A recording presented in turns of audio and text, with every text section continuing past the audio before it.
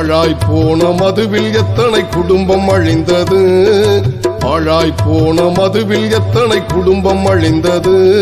உயிர் பறிக்கும் மது தமிழகத்தில் ஆராய் ஓடுது.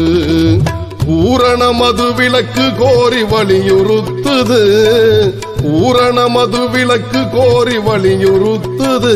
அதற்காய் மனிதநேய மக்கள் கட்சி போராடுது.